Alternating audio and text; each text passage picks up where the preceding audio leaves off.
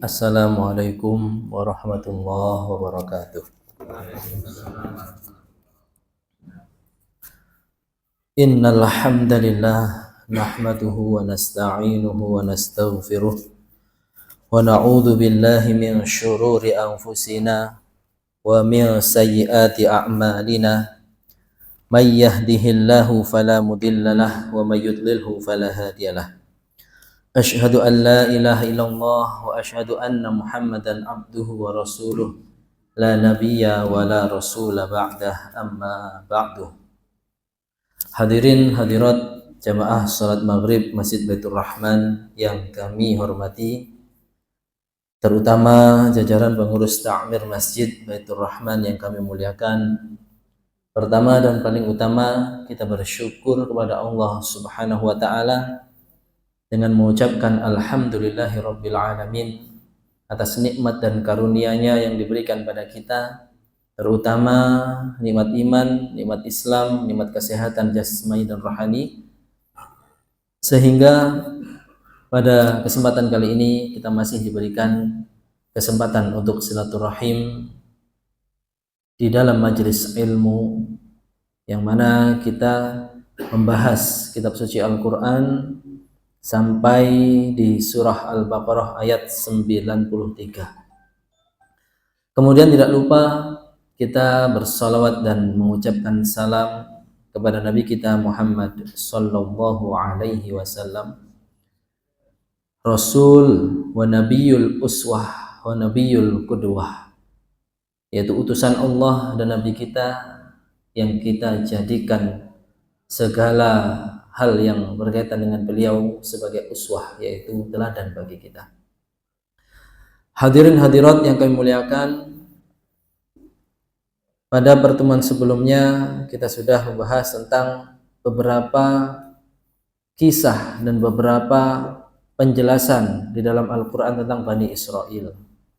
Maka pada kali ini kita akan melanjutkan Ta'ifah ukhra min jara'imil Yahud, yaitu sebagian lain di antara kejahatan-kejahatan orang Yahudi. Jara'im, jarimah, yaitu kejahatan atau keburukan atau dosa.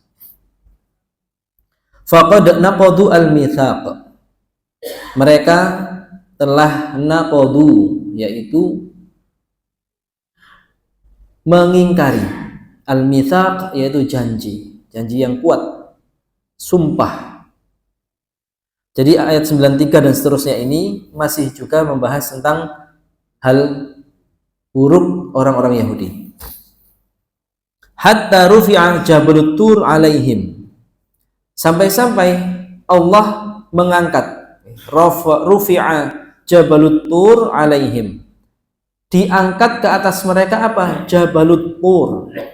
Jabalut Tur, Jabal adalah gunung, Tur adalah nama gunung.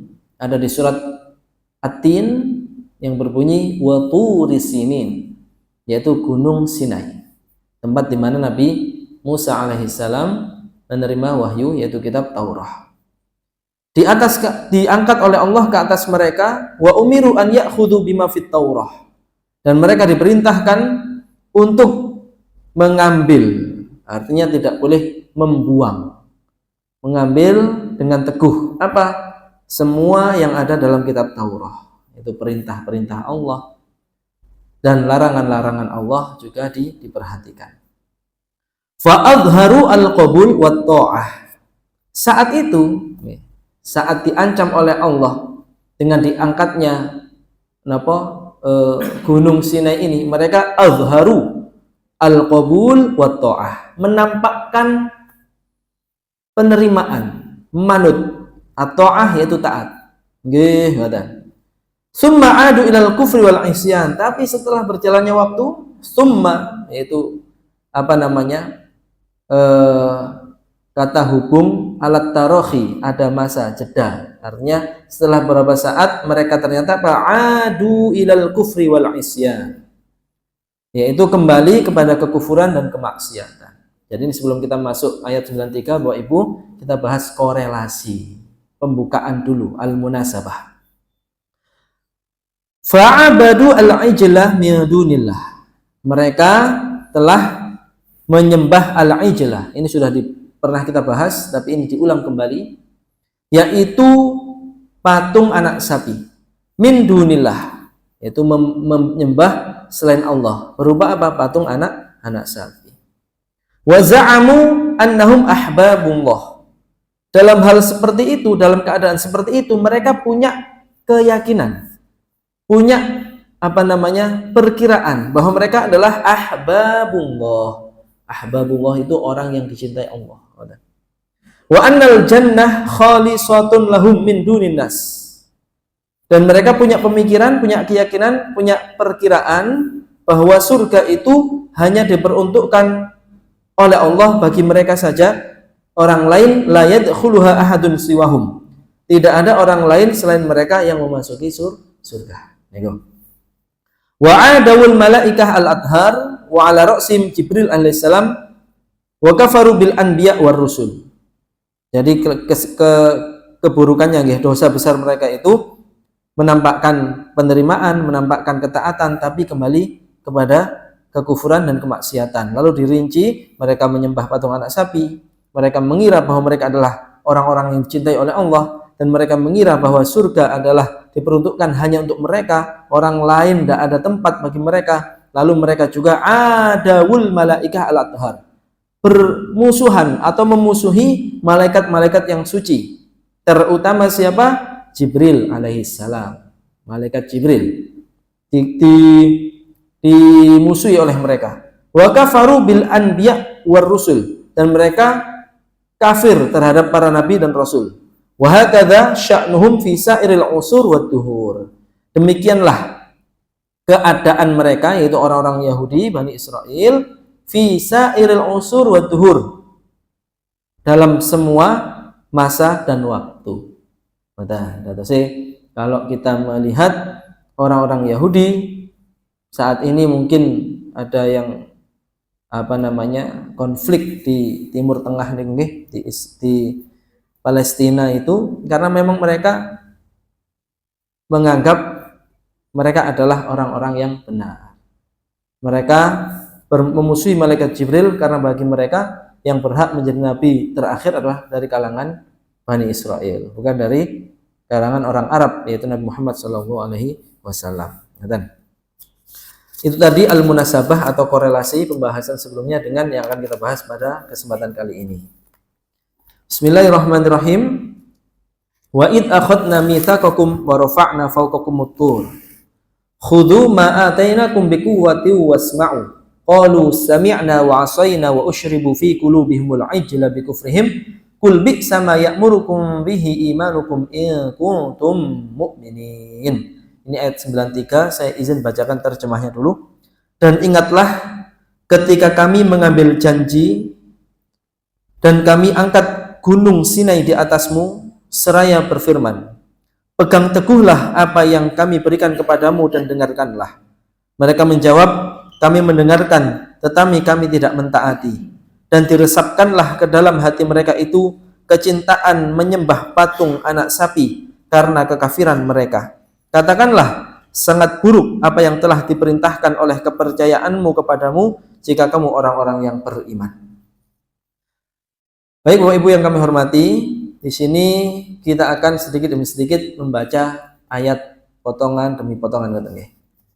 Wa id akhadna mitsaqakum wa rafa'na fawqakumut tur. Wa id ay udhkuru. Id itu artinya ketika. Wadhkuru id aslinya seperti itu Bapak Ibu. Jadi ada kata yang dihapus. Id itu ketika. Wadhkuru id, dan ingatlah ketika. Berarti ketika itu menunjukkan suatu waktu dan suatu tempat. Udhkuru, siapa yang disuruh mengingat di sini? Ya Bani Israel. Bani Israel. Al-Quran ini diturunkan oleh Allah pada Nabi Muhammad SAW untuk disampaikan pada umatnya. Berarti ayat ini disampaikan kepada orang-orang Bani Israel yang hidup di zaman Rasulullah Muhammad SAW. Jadi alasan kenapa Allah banyak sekali menegur orang-orang Bani Israel saat itu agar mengingat nikmat-nikmat Allah yang diberikan pada nenek moyang mereka, agar mereka mensyukuri nikmat itu.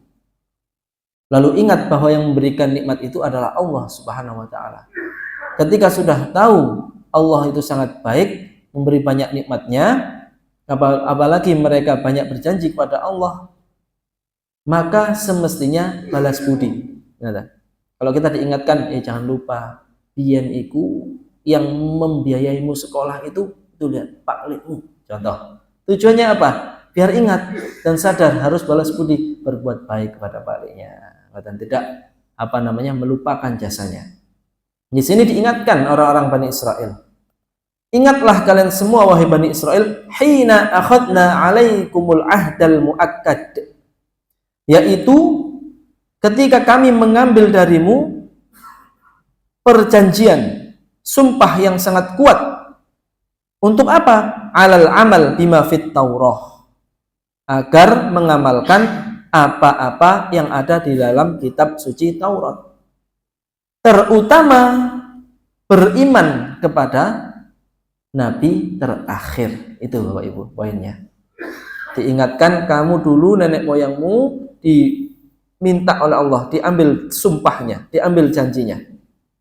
Dan saat itu diangkat oleh Allah wa rafa'na fawqakum jabalat tur, diangkat oleh kami, yaitu Allah Subhanahu wa taala, fawqakum, atasmu, jabalat tur, gunung Sinai itu pernah diangkat Bapak Ibu. Dalam hal seperti ini kita tidak boleh bertanya-tanya, tidak boleh nggak percaya, nggak boleh ragu, apalagi tidak percaya. Karena di sini jelas pelakunya sinten, wa rafa'na fawqakumut tur, rafa'na, kami telah mengangkat ke atasmu gunung Sinai. Kalau sudah jelas di sini Al-Qur'an menegaskan rafa'na, kami yang mengangkat, berarti Allah, tidak ada yang mustahil bagi Allah. Buktinya matahari diangkat sekian ratus puluh, berapa juta tahun matahari diangkat atas kita, ini mboten runtuh. Apalagi sekedar gunung Sinai.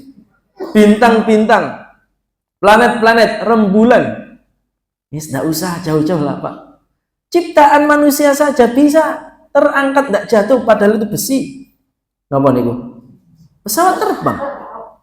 Dengan ilmu yang dititipkan oleh Allah, manusia bisa menciptakan pesawat terbang, terangkat di udara. Dengan pilot yang mengendalikan gini aja bisa terangkat. Lalu kita bisa bepergian jauh, yang haji, yang umroh, pergi ke luar negeri atau dalam negeri. Dari Jakarta ke Surabaya hanya 1 jam sekian. Dari Surabaya ke Bali hanya hitungan nggak sampai 1 jam. Itu saja kita melihat percaya. Maksudnya itu mungkin terjadi. Besi terapung di atas air laut karena ilmu manusia, dan ilmu itu hanya sedikit dari ilmunya Allah. Bisa menciptakan kapal kargo, peti kemas niku Pak nggih, yang bertonton ndak tenggelam. Apalagi sekedar mengangkat gunung Sinai. Gunung Sinai diangkat oleh Allah dalam rangka napa? Niku ngambil sumpah. Nah, lek gak nurut tak tumplekno iki. Gunung Sinai ke atasmu. Di zaman Rasulullah pernah ditawarkan niku. Kita pasti ingat di sejarah Rasulullah dakwah ke Taif. Ketika ditolak oleh penduduk Taif, Rasulullah Muhammad SAW istirahat di kebun kurma, didatangi malaikat Jibril.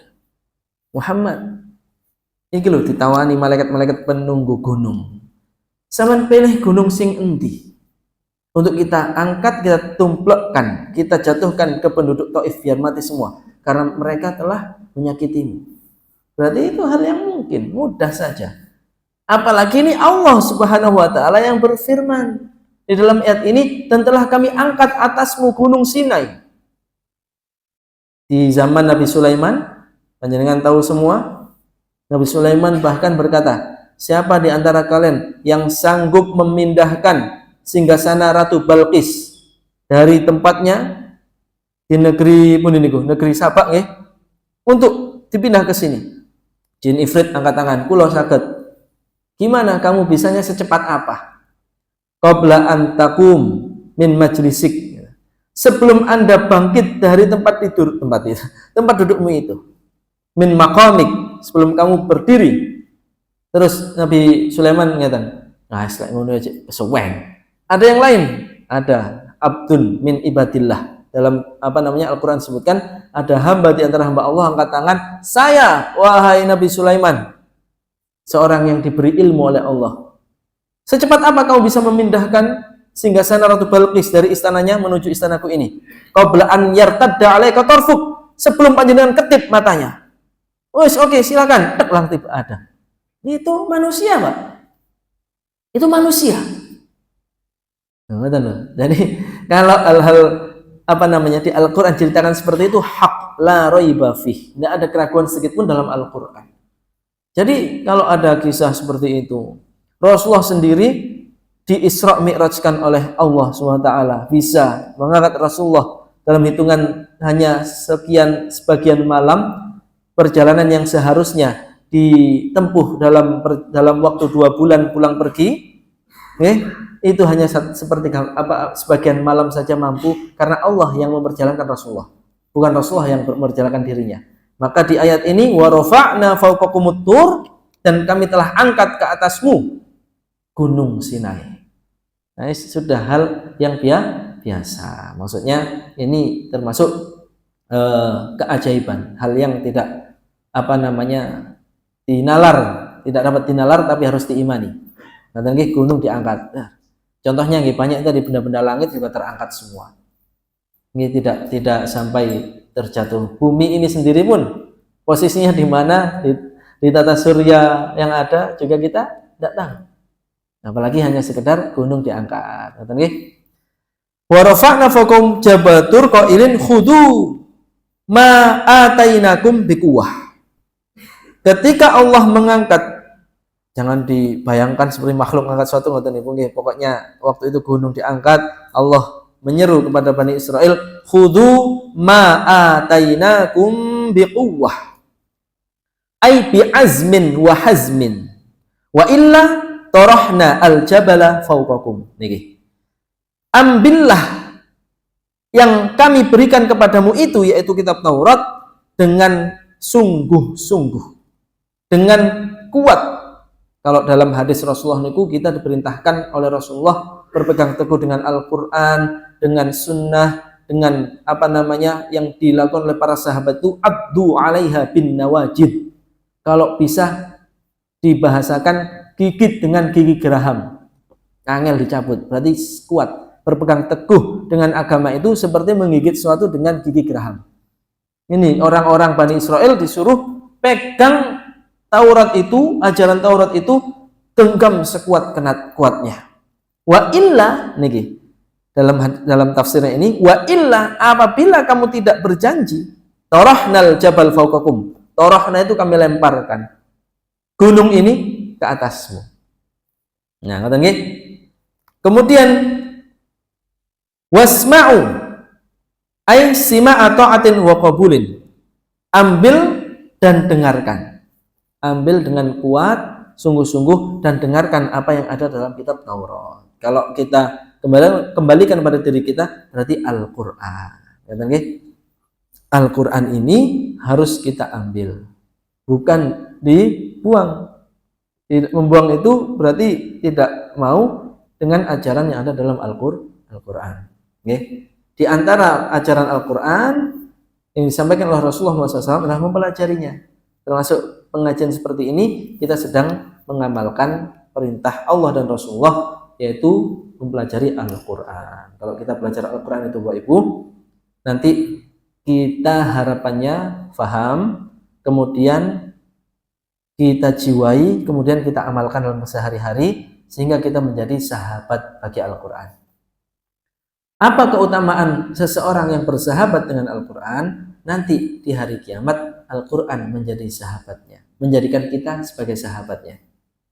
Dalam hadis itu disebutkan iqra'u Al-Quran, bacalah Al-Quran itu, fa innahu ya'ti, karena sesungguhnya Al-Quran itu nanti datang Kapan? Yaumal qiyamah, pada hari kiamat, syafi'an li ashabih, menjadi syafaat, menjadi penolong bagi siapa? Li ashabih, bagi para sahabat-sahabatnya. Kita bersyukur alhamdulillah masih diberi kesempatan oleh Allah bersahabat dengan Al-Qur'an melalui majelis ini. Sedikit demi sedikit tidak terasa sudah sampai ayat 93. Ini sudah banyak ini Pak. Dari Al-Fatihah, Al-Baqarah sampai ayat 93. Semoga istiqomah.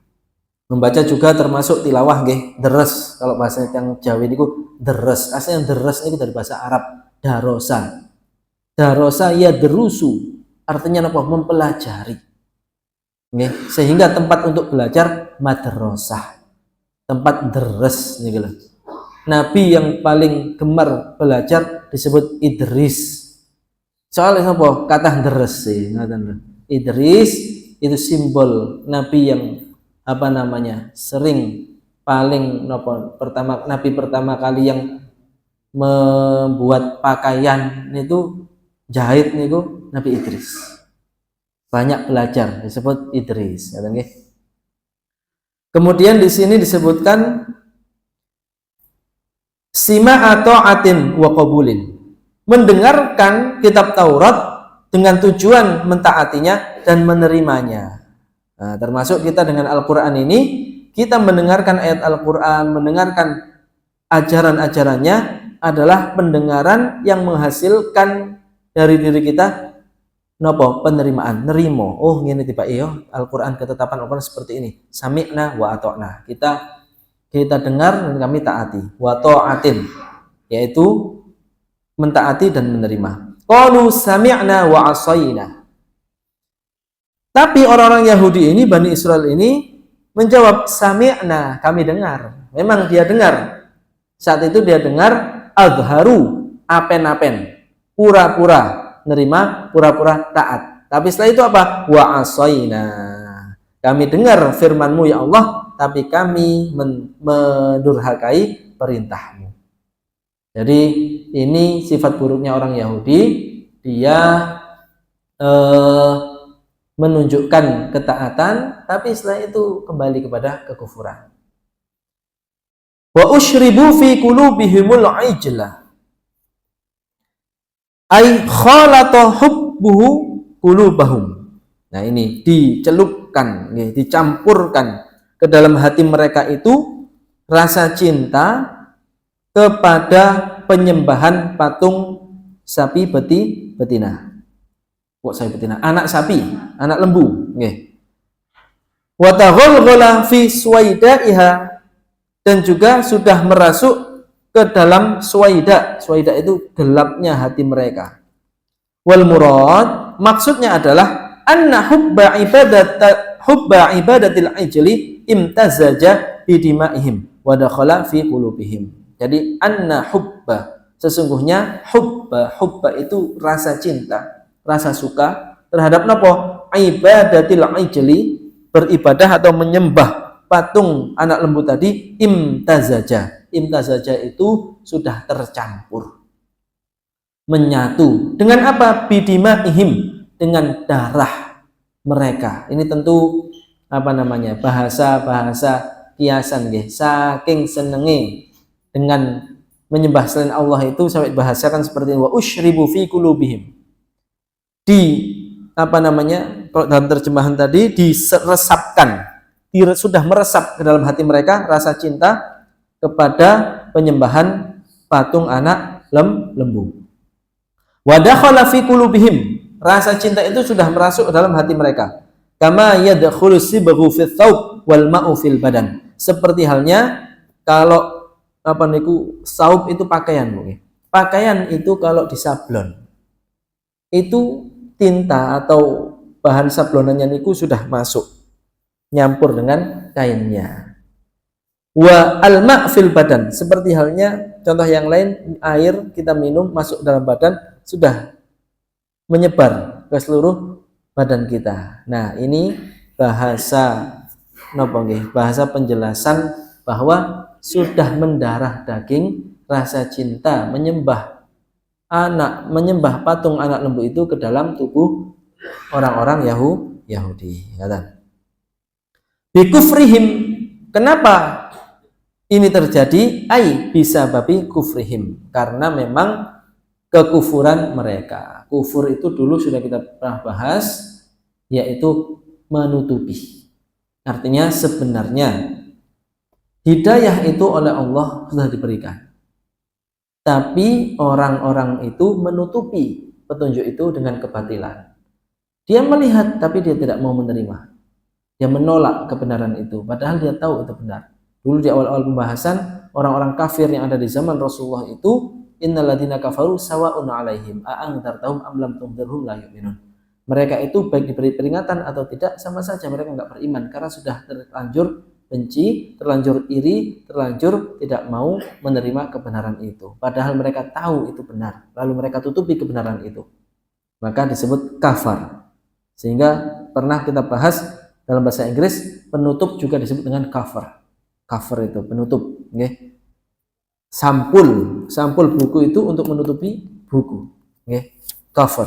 Nah, orang-orang ini bikufrin, karena kekafiran mereka, akhirnya itulah yang terjadi. Maka kita harus hati-hati, senantiasa memohon pada Allah untuk dijaga dalam keimanan ini, Bapak Ibu. Karena kalau orang sudah terlanjur banyak berbuat dosa, itu sampai diibaratkan oleh ulama, hati seseorang itu kalau melakukan kemaksiatan atau dosa akan ada nuqtah sauda, ada titik hitam. Semakin banyak titik hitam menutupi mata hati, sehingga cahaya nggak bisa tembus.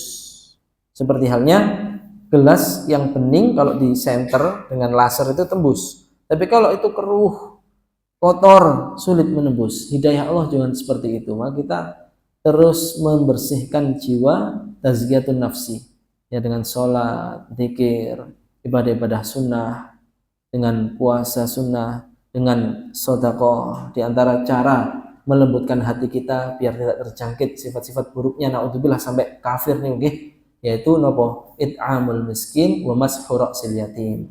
Yaitu memberi makan orang miskin, kita berbagi dengan orang yang kekurangan, lalu mengusap kepala anak yatim, tarahhuman alaihi, yaitu dengan penuh rahmat, penuh kasih sayang kepada anak yatim itu. Artinya kita berbagi. Dengan berbagi itu termasuk melunakkan hati kita biar tidak menjadi hati yang keras seperti hatinya orang-orang Yahudi. Di ayat 74 dulu kita pelajari, bahkan Allah menggambarkan hati orang Yahudi itu seperti apa? Batu, bahkan lebih keras daripada batu. Summa qasas qulubuhum min ba'di dzalik, itu ayat 74. Kemudian kul, katakan wahai Muhammad, bi'sa ma ya'murukum bihi imanukum ay kullahum ala sabil tahakkum bihim. Katakan kepada mereka dalam rangka menjelek-jelekkan mereka. Bi'sa hadzal iman alladzi ya'murukum bi ibadil ijl. Betapa buruk kepercayaanmu itu. Nah, mereka niku punya kepercayaannya adalah menyembah patung anak sapi, anak lembu tadi. Maka dikatakan di sini itu kepercayaan yang sangat buruk.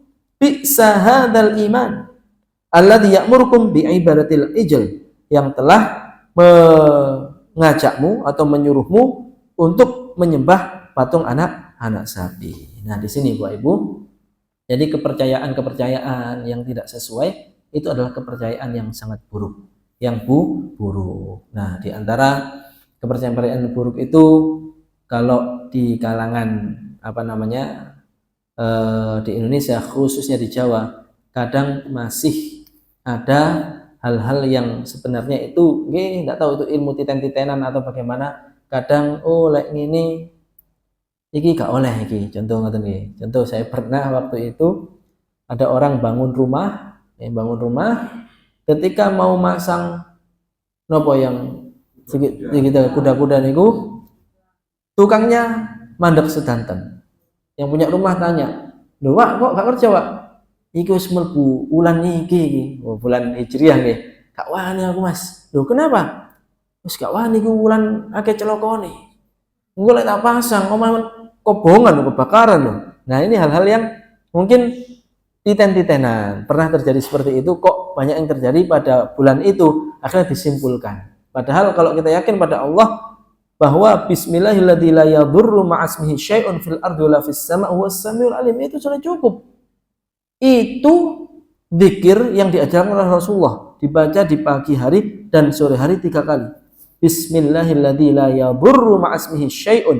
Dengan menyebut nama Allah, yang mana dengan nama Allah itulah tidak ada sesuatu yang membahayakan. Fil ardi, baik di bumi, wala fis sama, maupun di langit. Wa huwas samiul alim, dan dialah yang maha mendengar, maha mengetahui. Kalau kita dekengan ini Gusti Allah, sudah aman, yakin. Itu hal-hal yang kalau di sini bi sama ya'murukum bihi imanukum.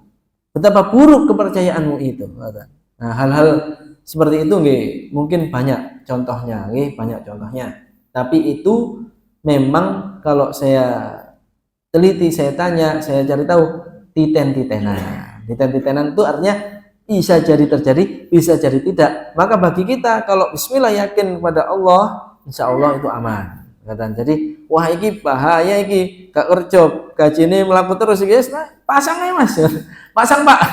Kalau enggak nanti mangkrak, enggak jadi-jadi bangunannya. Kata nggih. Allah a'lam bishawab. Kemudian in kuntum mu'minin, ay in kuntum taz'umun al-iman, fa bi'sa hadzal amal ya fa bi'sa hadzal amal was-sani'. Jika kamu benar-benar mengaku orang yang beriman, maka perbuatanmu ini sangat buruk, tidak cocok dilakukan oleh orang yang beriman dengan keimanan yang benar. Wal makna lastum bimu'minin li'annal iman la ya'muru bi ibadatil ijli.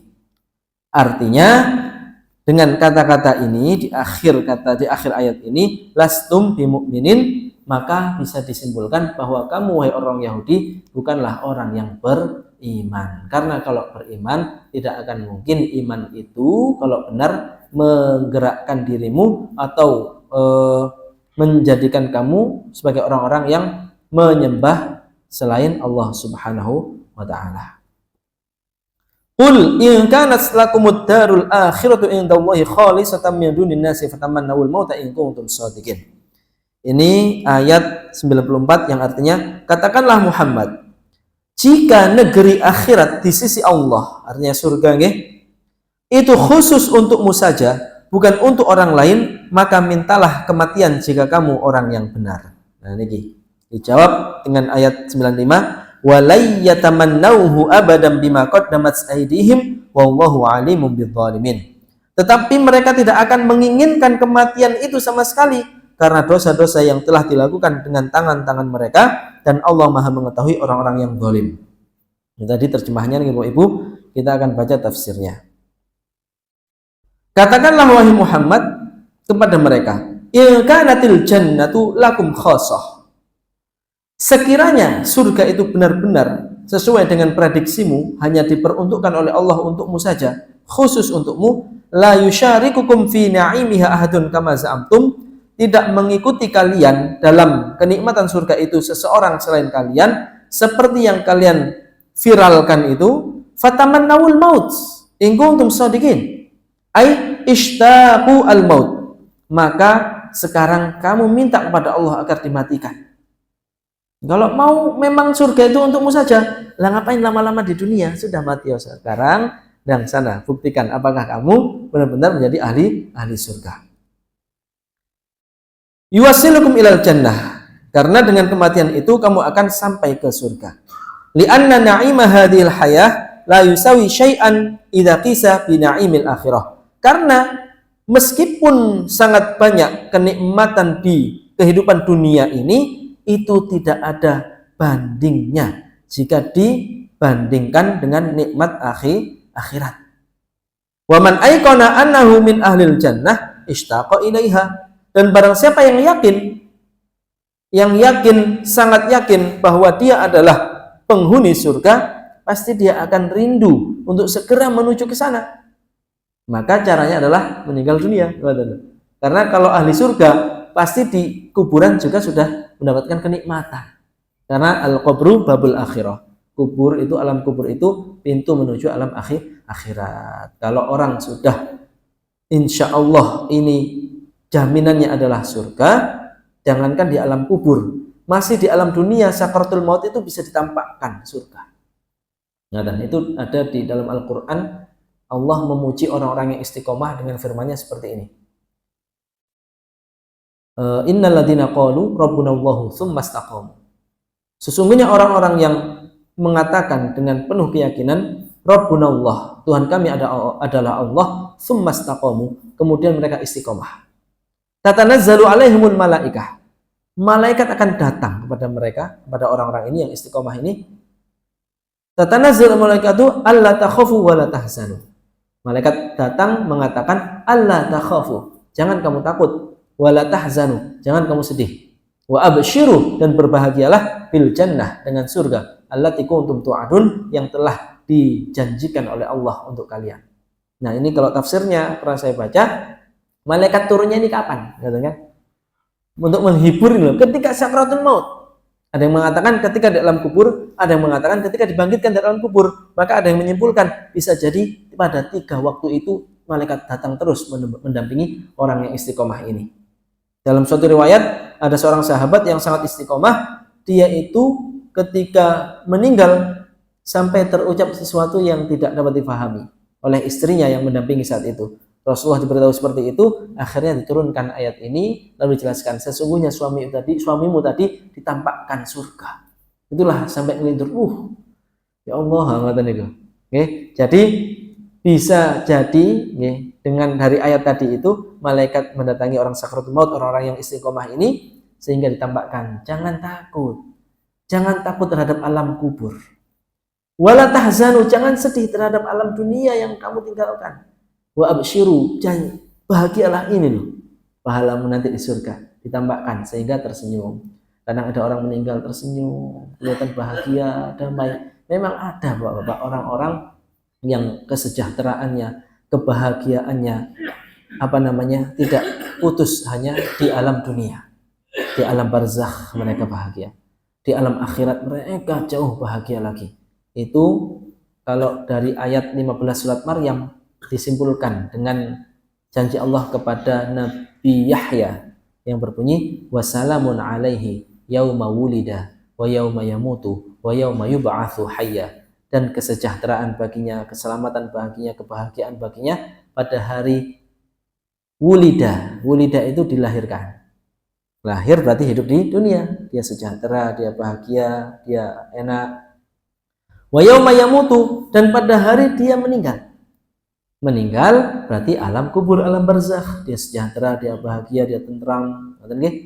Wa yauma yub'atsu hayya, dan pada hari dia dibangkitkan dari alam barzakh untuk hidup di akhirat, hidup di alam akhirat. Salamun alaihi, salam niku sejahtera, bahagia, tentram, ada rezeki. Maka kalau kita memang kalau seandainya orang Yahudi ini yakin bahwa mereka itu ahlul jannah, penduduk surga, harusnya mereka berani untuk mengharap kepada Allah mati segera. Karena apa? Karena pasti kita rindu dengan surga itu, kita rindu dengan kenikmatan alam barzakh itu. Ishtaqa ilaiha. Qala ta'ala raddan alaihim tilka da'wa al-kadzibah. Maka di ayat 94 tadi, 95 Allah menjawab, menegur atau menolak atau membantah dugaan mereka atau prasangka atau keyakinan mereka yang dusta itu, bahwa mereka adalah ahbabullah tadi, orang yang dicintai oleh Allah, penghuni surga, surga hanya untuk mereka. Ini ditolak, dibantah oleh Allah dengan ayat 95, walay yatamannauhu abadan bima qaddamat aydihim. Ay lam yatamannau al-maut ma'asyu. Mereka selama hidup itu tidak akan pernah, lan itu Bapak Ibu dalam bahasa Arab kalau ada kata-kata lan itu tidak akan pernah. Lan tidak akan pernah. Contoh, kalau orang Arab mengatakan la akdzibu, saya tidak bohong. Kalau la akdzibu tidak bohong berarti bisa jadi sekarang tidak bohong, tapi besok bohong. Tapi kata-kata lan akdziba, saya tidak akan pernah bohong. Di sini Allah menggunakan kata-kata lan. Walan yatamannauhu abadan, dan tidak akan pernah sama sekali orang-orang Yahudi itu mengharapkan nopo yatamannau al-maut, yaitu mengharapkan kematian. Mereka itu aslinya hanya omong kosong, menganggap kita ini orang yang dicintai oleh Allah, surga hanya bagi kita. Tapi mereka sebenarnya takut mati. Karena apa? Tahu diri, sebenarnya mereka itu banyak dosa. Tidak akan jadi ahli surga. Ma'asyu. Selama mereka hidup, mereka tidak akan mengharap mati. Kenapa? Bisa babi ma'ijtarahuhu minadz-dzunub wal atham. Karena mereka itu sadar banyak dosa dan kesalahan yang telah mereka perbuat. Maka bagi kita, Bapak Ibu, kalau dalam keseharian masih pernah sekali dua kali tergelincir dalam perbuatan dosa, Allah masih membuka pintu taubat. Rasulullah SAW itu seorang yang bijak, artinya sadar dan ngerti umatnya ini bukanlah malaikat, bukanlah nabi. Itulah kenapa terus Rasulullah dalam hadis, wa atbi'is sayyi'atal hasanata tamhuha, dan iringilah perbuatan dosa dan keburukan itu dengan perbuatan baik, amal soleh. Tamhuha, niscaya amal soleh ini menghapuskan dosa tadi. Nah, maksud menghapuskan ini Bapak Ibu ada beberapa versi. Benar-benar menghapuskan atau itu hanya bahasa kiasan. Maksudnya kiasan apa? Orang berbuat dosa dalam akidah Islam itu dicatat 1 dosanya, Pak. Tapi kalau orang berbuat kebaikan itu dilipat gandakan. Minimal 10. Wal hasanatu bi asyri amthaliha. Dan kebaikan yang 1 itu dilipat gandakan jadi 10. Maka kalau orang berbuat dosa dicatat 1 dosa, berbuat amal soleh dapat 10, berarti seakan-akan sudah tertutup. Timbangan amal itu nanti kan al-mizan, al-mizan itu timbangan amal. Kalau dosanya sekian, ada dosanya 1, pahalanya 10, kan sudah jomplang, Pak. Itu maksud tamhuha. Kalau kita berbuat dosa, berbuat kesalahan, segera diiringi dengan amal soleh, amal baik, kebaikan, sehingga tamhuha tadi niku. Tapi dengan catatan dosanya tidak disengaja karena Allah Maha Pengampun. Karena ada orang yang dianggap oleh Rasulullah sebagai orang yang lemah, wal ajizu man atba'a nafsahu hawaha wa tamanna 'ala Allah. Orang yang lemah itu adalah orang yang mengiringkan atau mengikuti hawa nafsunya, atba'a nafsahu hawaha, menjadikan dirinya itu ikut pada hawa nafsunya, wa tamanna 'ala Allah, tapi dia berharap pada Allah diampuni. Wis gak apa-apa maksiat dhisik Gusti Allah lah. Maha Pengampun, aman. Sebongko salat tidak wis pas umur 50. Lho kok sakit jenengan mikir seperti itu? Rasulullah itu Isra Mi'raj umur 50 sekian. Pulang-pulang bawa oleh-oleh wajib sholat 5 waktu. Nah Rasulullah sholatnya mulai umur 50 kok kene labu awal-awal. Enggak boleh, itu kesalahan itu. Karena dalam hadis disebutkan itu kan sejarahnya. Kalau dalam hadis Rasulullah sudah merintahkan muru auladan bisalah fi sab'in. Kalau anak 7 tahun perintah sholat, 10 tahun boleh fadribuhu, boleh dipukul. Nah, mukul itu banyak pengertian, Pak nggih. Tidak hanya mukul fisik, tapi juga mukul non fisik. Mukul non fisik contohnya dengan reward atau punishment. Kamu gak sholat, sangumu tak potong 50%. Pukulan itu, Pak. Itu pukulan fadribuhu. Ini sedikit lagi dan sewu. Wallahu alimun bidzalimin. Ay alimun bidzulmihim wa ijramihim wa sayujazihim ala dzalik. Ini ayat 95 terakhir lagi telas. Maksudnya telas akhir ayat sudah ujung ayat. Dan Allah Maha mengetahui orang-orang yang zalim. Artinya Allah itu tahu orang-orang Yahudi itu orang-orang yang zalim, mereka berbuat zalim dan dosa-dosa mereka akan dibalas oleh Allah Subhanahu wa ta'ala. Dari ujung ayat ini bisa kita ambil pelajaran, hati-hati jangan sampai kita berbuat zalim, karena Allah itu maha adil, apapun ada balasannya. Berbuat baik sekecil apapun ada balasannya, berbuat zalim atau keburukan sekecil apapun ada balasannya. Bapak Ibu yang kami hormati, itu tadi yang dapat kita pelajari pada malam hari ini. Semoga ada manfaatnya. Kirang lebih pun nyuwun ngapunten. Assalamualaikum warahmatullahi wabarakatuh. Waalaikumsalam.